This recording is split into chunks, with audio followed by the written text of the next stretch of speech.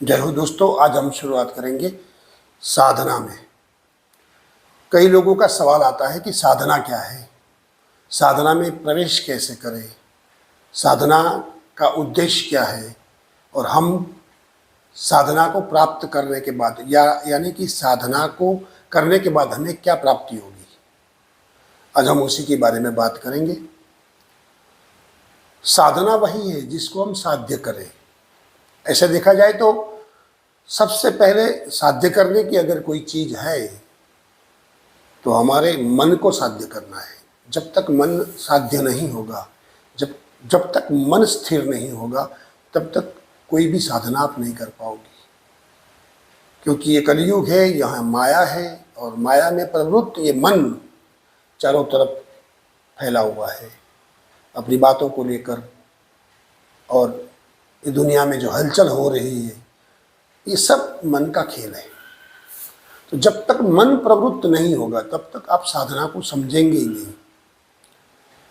मन, बुद्धि, चित्त, अहंकार ये रहते कहाँ हैं? अपने शरीर में रहते हैं, हमारे बदन में रहते हैं। तो सर्वप्रथम देखा जाए तो शुद्धि की जरूरत किसको है? हमारे शरीर को। तो जैसे मन शुद्ध होता है वैसे पहले शरीर शुद्ध करना पड़ता है। शरीर की साधना सर्वश्रेष्ठ है। शरीर की साधना के लिए शरीर फिट होना चाहिए, आरोग्य हमारा सही होना चाहिए, निरोगी काया।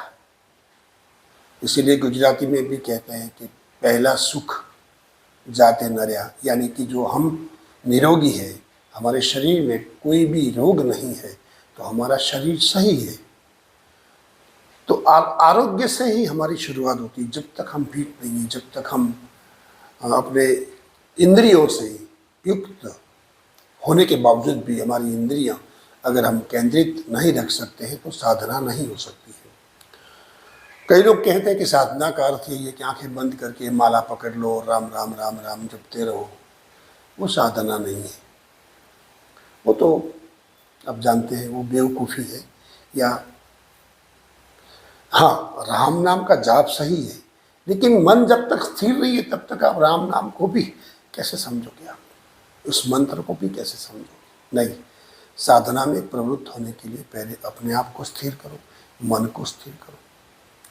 तो शरीर शुद्धि और मन शुद्धि की पहली पायदान ही हमारी साधना है। साधना का पहला पड़ाव हमारी एकाग्रता है। जब तक मन एकाग्र नहीं होगा तब तक आप किसी भी चीज में प्रवृत्त नहीं हो सकते हैं। तो मन की साधना है हमारी सर्वश्रेष्ठ, कि मन को अपने भीतर केंद्रित कर दो। धीरे धीरे धीरे धीरे आप मन को स्थिर कर दो। अपने विचारों से मन, बुद्धि, चित्त को युक्त होकर के आप अपने भीतर चले जाओ। जैसे जैसे आप भीतर जाओगे तब आप केंद्रित होते जाओगे, सूक्ष्म होते जाओगे। क्योंकि मन विराट है, विराट में से बिंदु की तरह सूक्ष्म होना सबसे बड़ी बात है। तो मन को प्रवृत्त करो अपने भीतर। आंखें बंद करो या ना करो, शब्दों को सुनो या ना सुनो, लेकिन मन का जो भाव चल रहा है उसको देखते जाओ और धीरे धीरे धीरे आप मन को प्रवृत्त करो अपने भीतर। मन के कई प्रकार है, आप जानते हैं। मन दो प्रकार का है। एक कॉन्शियस माइंड है जो सतत सोचता रहता है, सतत, और एक सबकॉन्शियस माइंड है जिसे हम कहते हैं अंतर्मन। अंतर्मन सर्व चीजों का मालिक है, हर चीज का मालिक है, लेकिन उसे हम अभी नहीं समझेंगे, बाद में उसको भी देखेंगे। लेकिन साधना का भी अर्थ हम समझेंगे। एक साधन है जो हमारी साधना तक पहुंचाता है। जैसे कि हम सामने नदी के सामने कोई किनारा है, वहाँ कोई मंदिर है या कोई ऐसी पवित्र जगह है और हमें वहाँ जाना है और हमें तैरना नहीं आता है, तो हमें किसी नाव का सहारा लेना पड़ेगा और नाव में बैठ कर के ही फिर हम सामने जाएंगे। बस उसी प्रकार कोई ना कोई साधन हमें ले जाए। वो साधन मंत्र जाप हो सकता है, वो साधन आपका मेडिटेशन हो सकता है, वो साधन आपका अनुष्ठान हो सकता है, वो साधन आपका मौन भी हो सकता है। ये सब उद्दीपक है हमें साधना तक ले जाने के लिए। संयम सबसे बड़ा गुण है मन का। जब तक संयम नहीं है तब तक आप मन को भी नहीं समझ पाओगे। संयम से ही मन की शुरुआत घटना में घटती है। संयम के बिना सब कुछ अधूरा है। संयम कहाँ से आता है? संयम वाणी से आता है, संयम सोच से आता है, संयम क्रिया से आता है। हम क्रिया को शांत करेंगे, मन को शांत करेंगे, सोच को शांत करेंगे तो हमारा संयम बिल्कुल सूक्ष्म होता हुआ हमारे भीतर जाएगा और वो हमारी ज्ञान की भूमिका को समझेगा। और साधना में जाने से पहले जैसे ज्ञान की पहली भूमिका है शुभेच्छा, ऐसे ज्ञान की 7 भूमिकाएं हैं, लेकिन मैं अभी शुभेच्छा से ही शुरू करते हैं हम कि ज्ञान की भूमिका पहला पादान है वो शुभेच्छा। जैसे योग में है यम है, वो पहली पादान है, वैसे ज्ञान में शुभेच्छा है। तो शुभेच्छा का अर्थ क्या है कि हमारी इच्छा शक्ति को हम केंद्रित करते हैं, हम अपनी इच्छाओं को समझते हैं, इच्छाओं को समझते समझते हम भीतर जाते हैं। और साधना में वही लोग प्रवृत्त हो सकते हैं जो अपनी इच्छाओं को समझते हुए, अपनी इच्छाओं को पकड़ते हुए और धीरे धीरे अपने भीतर जाते हैं। भीतर जाना बहुत मुश्किल है। बाहर जाने के रास्ते बहुत है, अंदर जाने के रास्ते है नहीं, लेकिन जाने का जरिया है। सबसे पहला हमारे प्राणों पर नियंत्रण, हमारे सांस। जैसे जैसे आप गहरी सांस लेंगे, अपने प्राणायाम को समझेंगे, वैसे वैसे आप भीतर जाएंगे। पंच प्राण है, पंचकोश है।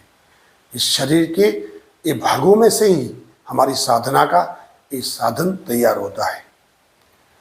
पंचकोश जो है हमारा, जैसे मनमय शरीर है, अन्नमय शरीर है, प्राणमय शरीर है, ज्ञानमय शरीर है और आनंदमय शरीर है, वैसे हमारे प्राण भी 5 है। उसमें वायु है, वो वायु हमारा सर्ग और निसर्ग करता है और हमारी बुद्धि और चेतना को जागरूक करता है। कई लोग पूछते हैं कि प्राण कहाँ जाते हैं और प्राण कहाँ से आता है, प्राण क्या करता है। ऋषि मुनियों ने प्राण की संज्ञा को बहुत विस्तृत से समझाया है। उन्होंने योग द्वारा समझाया है, ज्ञान द्वारा समझाया है, भक्ति द्वारा समझाया है और कर्म द्वारा समझाया है। क्योंकि जीवन के 4 ही मार्ग हैं, कर्म, भक्ति, ज्ञान और योग। और इन चारों 4 मार्ग एक ही जगह पर जाता है, लेकिन तरीका अलग अलग है। कर्म का तरीका है हमारा शरीर, हमारा बाहुबली, हमारी एक्टिविटी, हमारी क्रियाएं, वो हमारा कर्म है। भक्ति है वो प्रेम है हमारा।